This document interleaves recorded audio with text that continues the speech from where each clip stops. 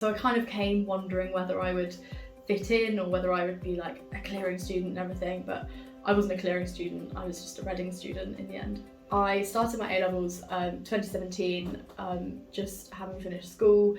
I found it quite a hard transition to college, very overwhelming, and had a few years at college of kind of just struggling a lot with my mental health, and I think that made exams quite difficult. When I called Reading, I was feeling very, very stressed. I just kind of had a phone call with the university I wanted to go to, and it didn't go to plan, and I just thought, no university's ever going to want me.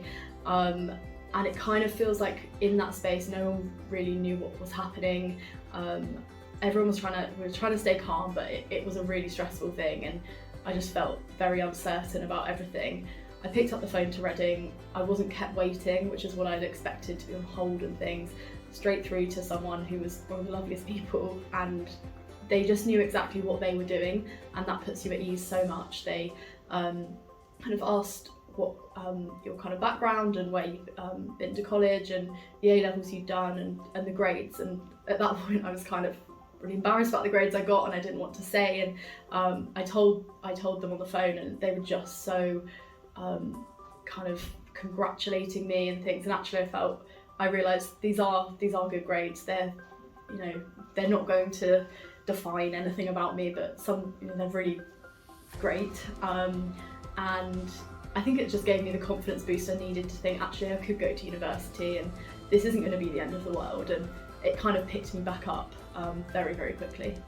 I think when you get somewhere, like, you're either going to fit here or you're not, and I felt welcome literally from as soon as I stepped on the campus.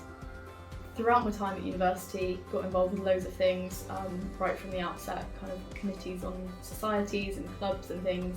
I had a few roles at the student union, which led me to running in the election to be a full-time officer, which I am now the welfare officer at the student union, which I have been for a year.